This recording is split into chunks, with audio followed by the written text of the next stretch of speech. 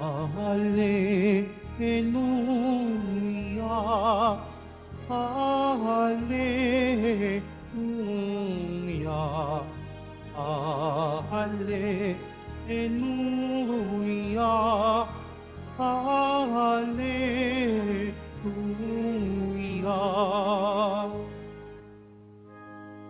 Aba, Ginoong Maria, napupuno ka ng grasya, Diyos ay kapiling mo tuwina. Hallelujah, Hallelujah, Hallelujah,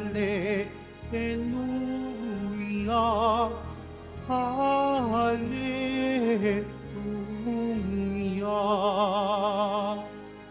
Sumainyo ang Panginoon. At sumayo rin. Ang mabuting balita ng Panginoon ayon kay San Lucas. Papuri sa iyo, Panginoon. Noong panahong iyon, ang Anghel Gabriel ay sinugo ng Diyos sa Nazareth, Galilea, sa isang dalaga na ang pangalay Maria. Siya'y nakatakdang ikasal kay Jose, isang lalaki buhat sa lipi ni Haring David. Paglapit ng anghel sa kinaroroonan ng dalaga, binatin niya ito, "Matuwa ka, ikaw ay kalugod-lugod sa Diyos." Wika niya, "Sumasa iyo ang Panginoon." Nagumilahanan si Maria sa ganong pangungusap at inisip niyang mabuti kung ano ang kahulugan niyon. Kaya't sinabi sa kanya ng anghel, "Huwag kang matakot, Maria, sapagkat kinalulugdan ka ng Diyos. Makinig ka, ikaw ay maglilihi at manganganak ng isang lalaki, at siya'y tatawagin mong Jesus. Magiging dakila siya at tatawaging anak ng kataas-taasan. Ibibigay sa kanya ng Panginoong Diyos ang trono ng kaniyang amang si David. Maghahari siya sa angkan ni Jacob magpakailanman, at ang kaniyang paghahari ay walang hanggan." "Paanong mangyayari ito, gayong ako'y dalaga?" tanong ni Maria. Sumagot ang anghel, "Bababa sa iyo ang Espiritu Santo at lililiman ka ng kapangyarihan ng kataas-taasan. Kaya't banal ang ipanganganak mo at tatawaging anak ng Diyos. Natatandaan mo ang iyong kamag-anak na si Elizabeth? Alam ng lahat na siya'y baog, ngunit naglihi siya sa kabila ng kaniyang katandaan. At ngayoy ika-6 na buwan ng kaniyang pagdadalang tao, sapagkat walang hindi makapangyayari ang Diyos." Sumagot si Maria, "Ako ay alipin ng Panginoon. Mangyari sa akin ang iyong sinabi." At nilisan siya ng anghel. Ang mabuting balita ng Panginoon.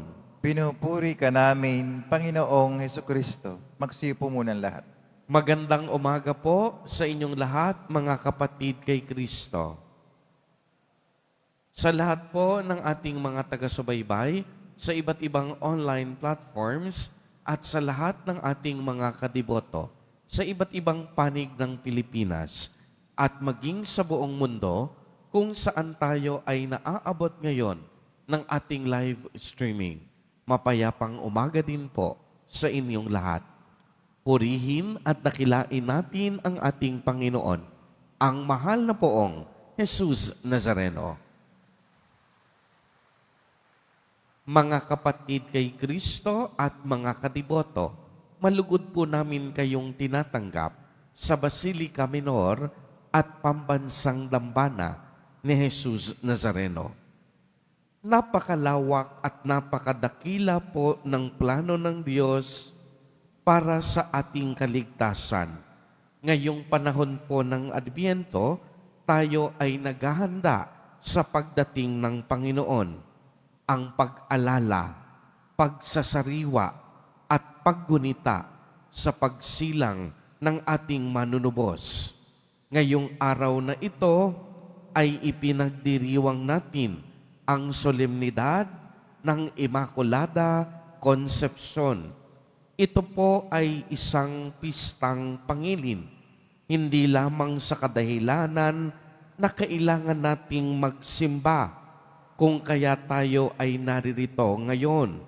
Subalit, upang higit na makilala natin ang kadakilaan at pagmamahal ng Diyos sa ating lahat. Tunay at lubos ang ating paniniwala na si Maria ay ipinaglihing walang bahid dungis na kasalanan. Ito'y nakaugat sa plano ng Diyos upang magkaroon ng isang malinis, busilak at mabuting tahanan sa sinapupunan ni Maria, ang ating mahal na poong Jesus Nazareno. Alam po ninyong napakalaking pribilehiyo ang mapiri at mahirang bilang ina ni Kristo, sapagkat ang daladala ni Maria sa kaniyang sinapupunan ay hindi ordinaryong tao. Siya ay totoong tao at totoong Diyos. Kaya naman, karapat-dapat siyang tawaging full of grace. Bukod kang pinagpala. Bakit? Sapagkat mayroon siyang pusong marunong makinig at sumunod. A listening heart. Hindi nakakapagtakang ganito na lamang ang respeto at pagkilala na iginagawad natin kay Maria.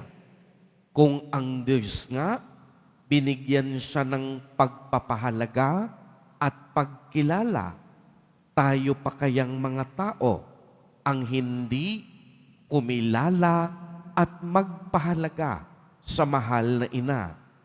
Napakapalad ni Maria. Alam po ninyo kung bakit? Nahawakan, nakasama, naaruga, nahaplos, at nayakap niya ang Diyos. Kaya naman, kung tatanungin tayo kung sino sa mga nilalang ang nakaranas ng gayong karanasan, walang iba kung hindi si Maria. Tanging si Maria lamang at si San Jose. Kaya naman sa Magnificat ay ganito na lamang kalaki ang kagalakan ni Maria. Subalit sa pagpasok natin sa mahal na araw, kung gaano kalaki ang kagalakang ito, ay mapapalitan naman ng kaniyang mga hapis sa kamatayan ni Jesus. Mga kadiboto at mga kapatid kay Kristo, sa araw na ito, hinahamon tayo ng ating Nuestro Padre, Jesus Nazareno, na kagaya ni Maria, makibahagi at makipagtulungan tayo sa mga gawaing pangkaligtasan ng Diyos. Hinahamon tayo na kagaya ni Maria, na kahit sa maliit na paraan, sundan natin ang lahat ng kalooban at nais ng Diyos na maganap sa ating buhay. Marami tayong plano, ngunit bigyan natin ng pagkakataon na mas higit na maganap ang plano ng Diyos sa ating buhay.